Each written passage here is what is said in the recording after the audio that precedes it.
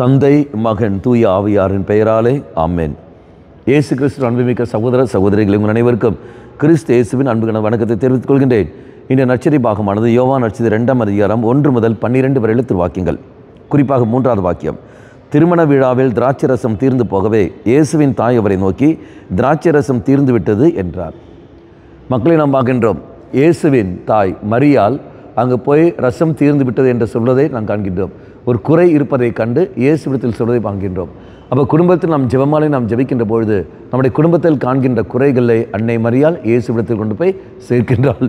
இந்த குடும்பத்தில் மகிழ்ச்சி இல்லை, இந்த குடும்பத்தில் பல கஷ்டங்கள் இருக்கின்றன, இந்த குடும்பத்தில் பல நெருக்கடிகள் இருக்கின்றன, இந்த குடும்பத்தில் உறவு பிரச்சனைகள் இருக்கின்றன, இந்த குடும்பத்தில் பல நெருக்கடிகள், பொருளாதார நெருக்கடிகள் இருக்கின்றன, இந்த குடும்பத்தில் இந்த பிள்ளைகள் இப்படி இருக்கிறார்கள், கணவன் இப்படி வாழ்கின்றான், இப்படி பல பிரச்சனைகள். அந்த குடும்பத்தில் என்னெல்லாம் பிரச்சனை காண்கிறோம் அது அத்தனையும் மரியாள் என்ன செய்கிறார்கள்? இயேசுவிடத்தில் கொண்டு போகிறாள்.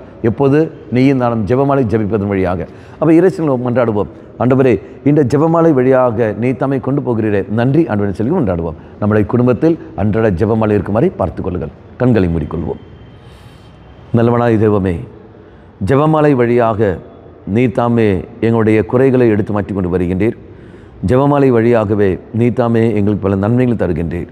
அந்த ஜெபமாலையை தொடர்ந்து நாங்கள் ஜெபிக்க எங்களுக்கு சக்தியை தந்துள்ளோம். அம்மா மாதாவே, தெய்வ மாதாவே, எங்கள் மாதாவே, என் அன்னையே, விசேஷமாக எங்களுக்காக பரிந்து பேசும். ஆமேன். தந்தை, மகன், தூய ஆவியாரின் பெயராலே ஆமேன்.